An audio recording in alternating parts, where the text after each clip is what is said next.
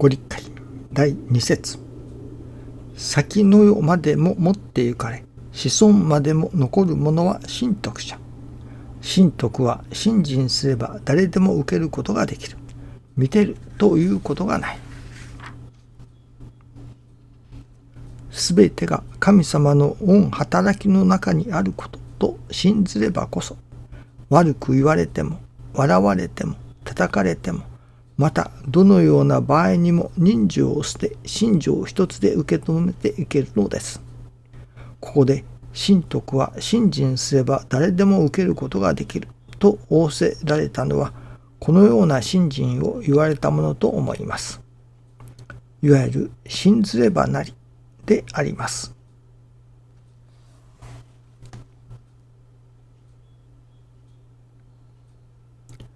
信ずればなり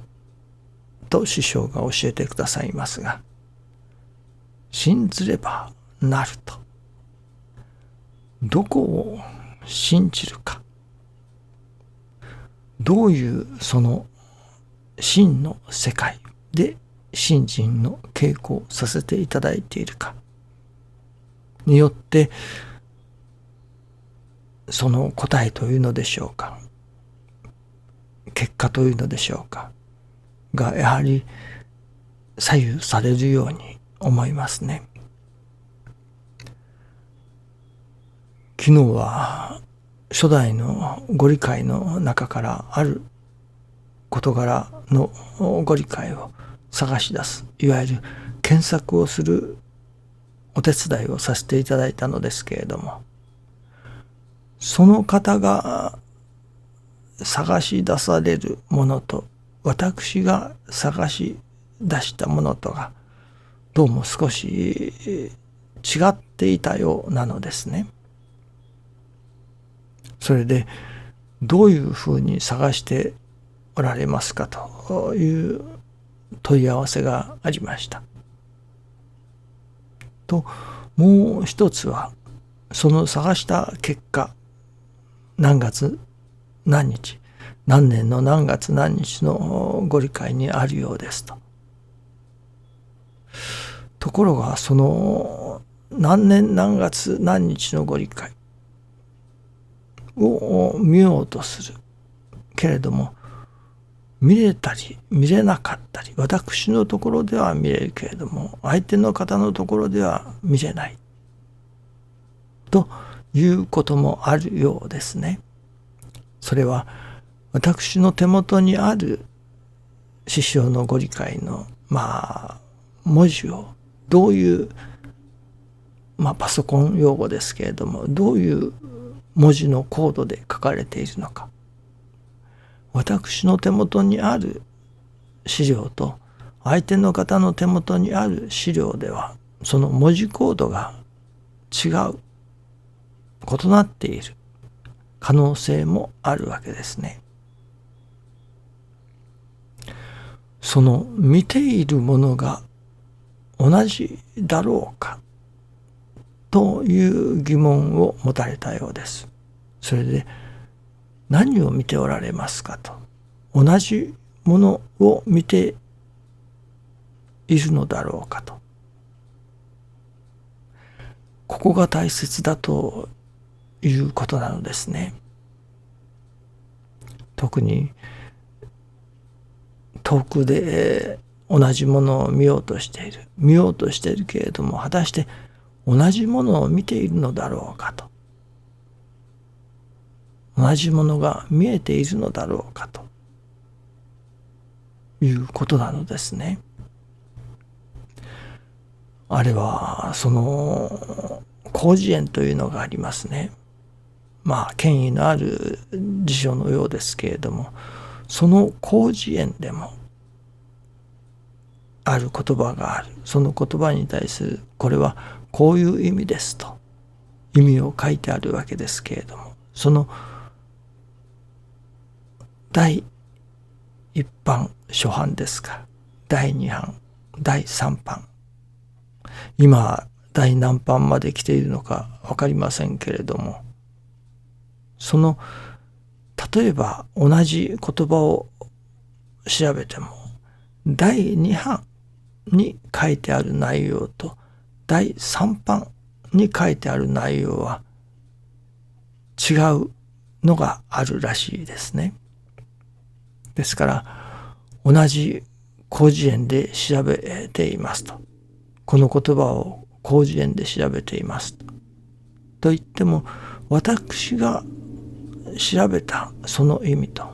相手の方が調べたその意味とでは異なっている場合があるのですね。私は第2版を使っています。私は第3版を使っています。では同じ広辞苑でも書かれている意味合いが異なっているわけです。広辞苑というその辞書の名前は同じだけども、それが第2版に基づいているのか第3版に基づいているのかによって異なっている。同じものを見ているようであるけれども、実は同じものを見ていないということなのですね。ですからその同じものが見えているのか、同じものを見ているのか、それでその結果が違ってくるというわけです。新中記念の時にそのことを何か改めていただくのですけれども、同じものを見ているようにあるけれども、本当に同じものを見ているのかと。これは祈りということ。祈りの中に信心の稽古をしているけれども、同じ祈りのもとに信心の稽古をさせていただいているのか。これが同じ祈りのもとに信心の稽古をさせていただいておりませんと、結果が異なってくるということになりますね。それは例えばあるお教会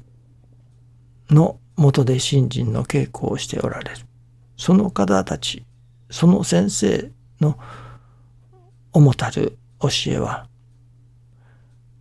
一切が神様の御物だと教えてくださる、説かれるそうですね。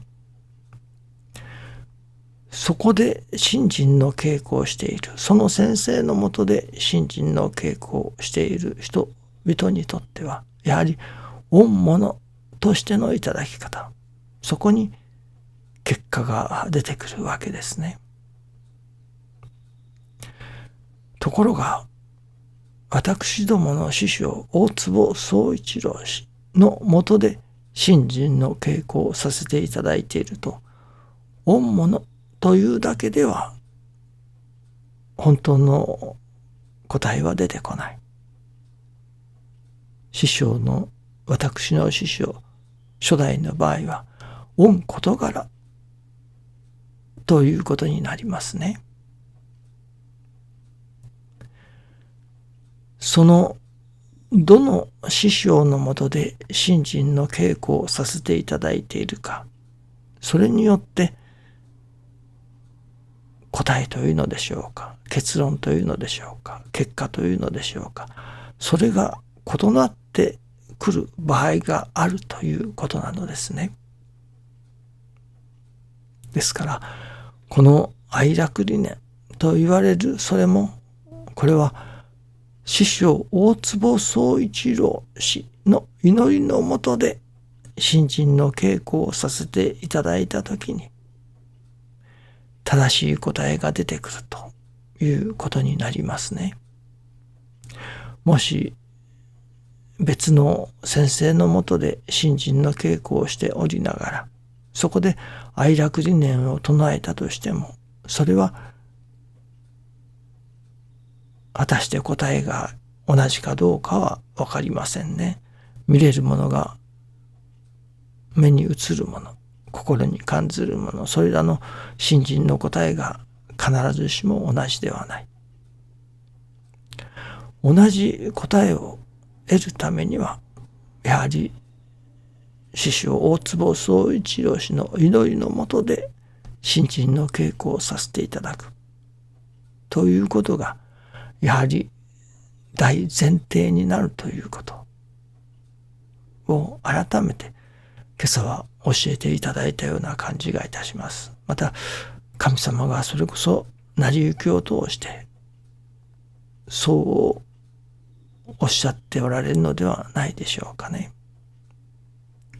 それは師匠の祈りのもとに信心の稽古をさせていただく。それは一つには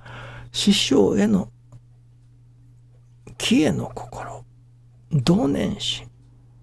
のもとに信心の稽古をさせていただくということが大切だと思いますね。同じ愛楽理念をいただき行ずるでも、それこそ師匠への同念心を持って師匠への帰依の心を持って稽古をさせていただくのと、本当かどうかわからない、まあどうなんだろうかと疑問の心を持って稽古をする、まあやってみようか程度で稽古をするのでは、見えるものが見ているものが違うわけですから、そこに出てくる結果というものも違ったものが出てくることにもなるということですね。大変微妙なところですけれども、それが現実だと、いやそんなはずはない、どこでも一緒だと、いわゆる真理は真理だと、教えはどこに持って行っても同じだ、正しいと思いたいのですけれども、現実はそうではない。どの祈りのもとで信心の稽古をさせていただくか、そこで結果がやはり異なったものになるということでもありますね。どうでもやはり同じものを見て信心の稽古をしなければならない。同じ祈りのもとに、同じ願いのもとに、同じ同念心、帰依のもとに信心の稽古をさせていただかなければ、必ずしも同じ結果がそこに出るとは限らないという、これは大変ある意味厳しい世界かもしれませんね。どうぞよろしくお願いいたします。ありがとうございます。